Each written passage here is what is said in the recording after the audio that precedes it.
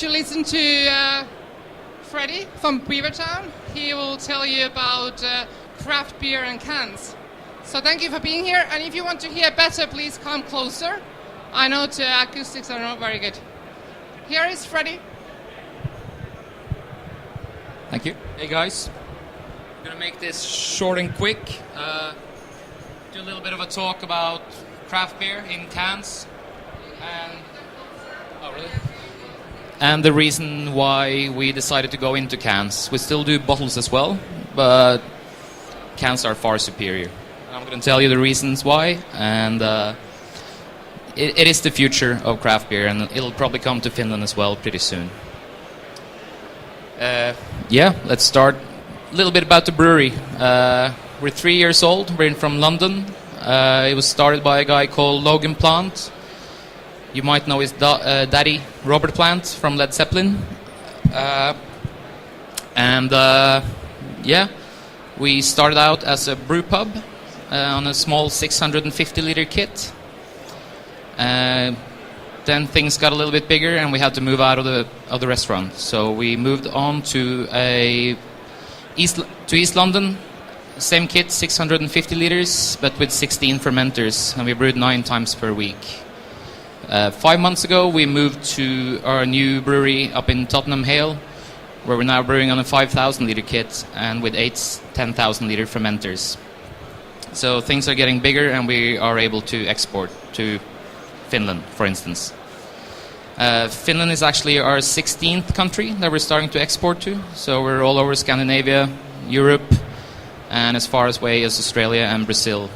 We're starting with US and Canada as well now.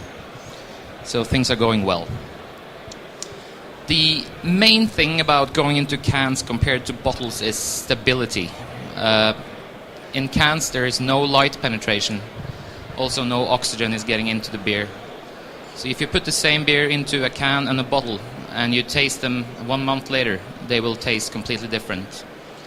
The reason being that the oxygen in a bottle, the crown cap will never ever be 100% sealed, and the beer will oxidize whether you like it or not. The other main reason is light penetration. Light causes staleness in the beer, so never ever keep the beer in light.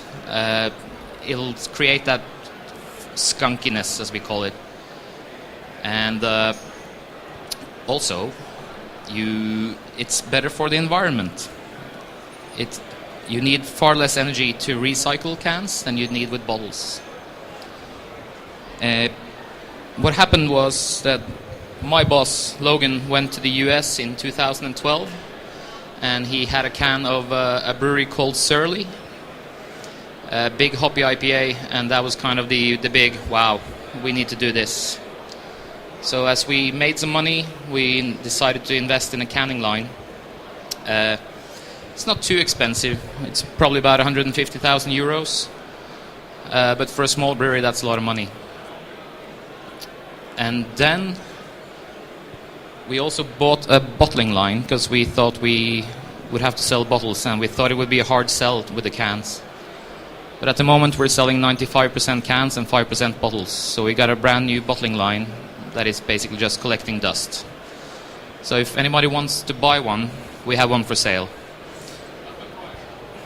You can have it for cheap, man. It's fine. Yeah, half price for you.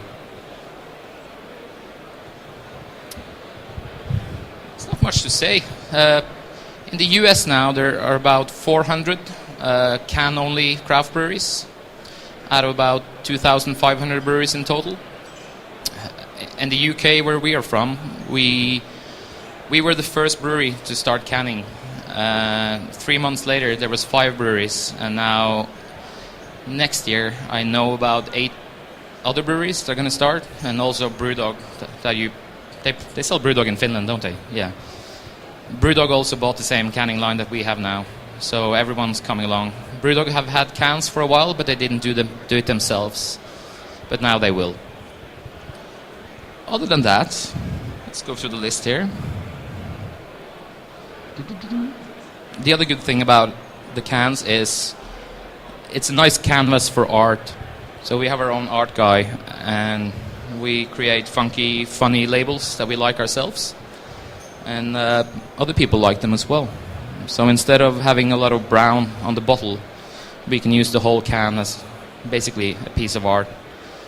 And it's easy. You see the can and you want to see what it is, because there's a lot of colors. You can use graphics. It's good.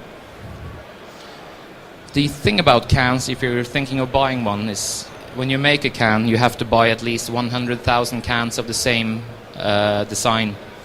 So it's quite a big commitment. We were a little bit scared economically when we did it, but it turned out it wasn't a problem at all. So at the moment we're going through a rate at about 250,000 cans per month, which is huge for us. We've had incredible success and we're super stoked about it. We're really, really lucky. The first breweries that started to push craft beer in cans, as it only used to be Budweiser and the big breweries. But kind of our mentors would probably be, you might have had them, like Ska Brewing and Oscar Blues from the US. They're actually operating on the same canning line as we are, so we traveled over there and had a chat with those guys, and they basically persuaded us to just go for it. And thankfully we did, and it's been great since. Other than that, you'll see a lot more breweries will start canning now. I know Cap, that you guys are importing as well. They're thinking about getting one. So hopefully sometime mid next year you'll see Cap beers in cans as well. Not sure about Finnish breweries because I can't pronounce any of the names, but they'll probably be there as well in a few years' time. Other than that, if anyone has any questions, feel free to shoot.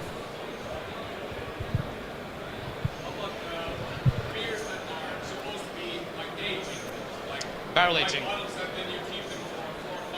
Yeah. So to answer your question is, we make a lot of big stouts, like in smaller batches, and if we barrel age a beer, we will always bottle it, because you will never ever put a beer that you want to age in a can. So bottles will never disappear, but especially for we make a lot of hoppy beers, and it's good for hoppy beers and stuff you don't want to age. So a 10% stout, or especially a barrel aged stout or a barley wine or whatever, always put it in bottles, definitely.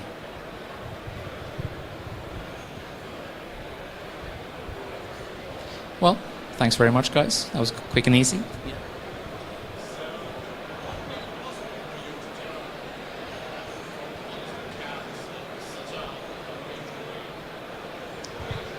So, what made it possible for us to go into canning?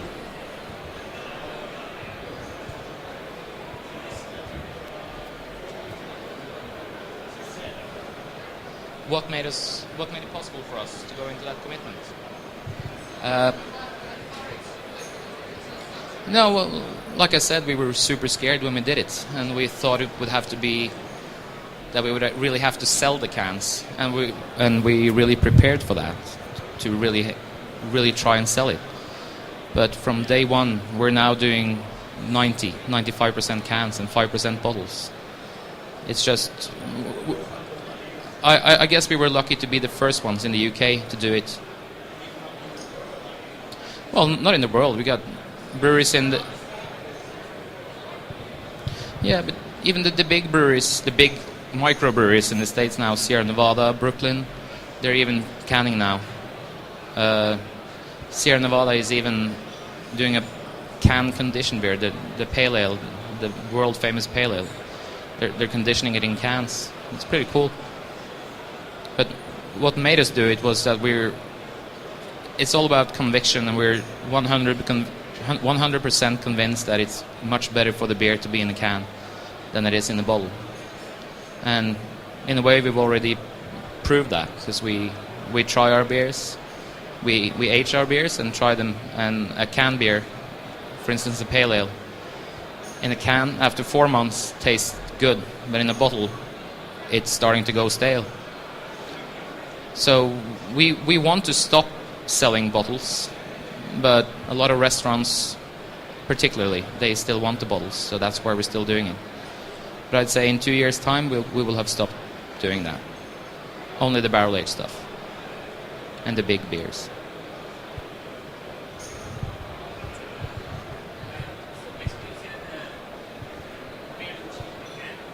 Yep.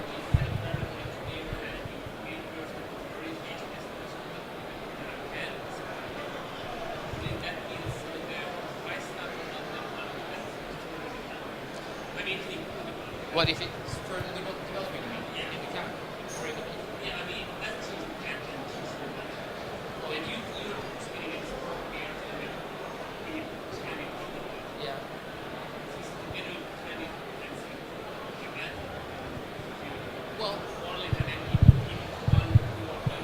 Well, if it's a barrel-aged beer, it is a beer that's already been exposed to the oxygen, so it can handle the oxygen.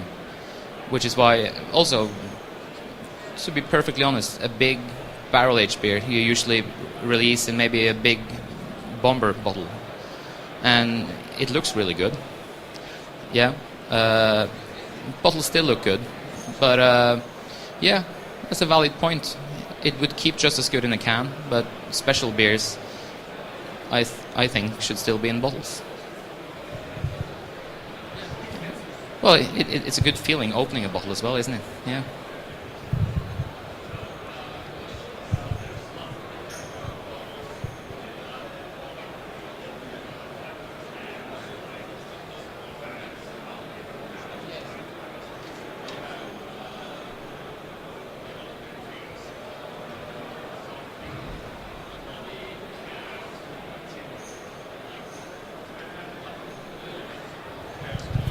Well, they are making cans now that you can actually take the whole top off. But unfortunately, that's from a different producer than what we're buying for. So you basically have two choices when you buy cans. There's two manufacturers in the world. One's in Wales and one's in probably US or Canada. We chose the one that's in Wales because it's closer. But the Americans have started doing the can where you take the whole lid off and you can just drink it as a bottle or a glass, basically. But inventions in cans, I don't know.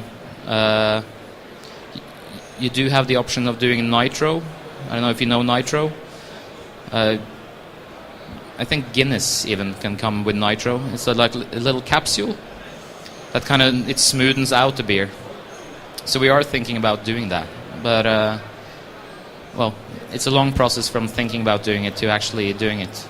But it will happen. There's always new stuff coming out.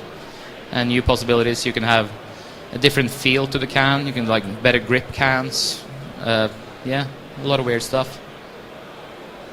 But, yeah. No, I don't have a good answer for your question. Sorry.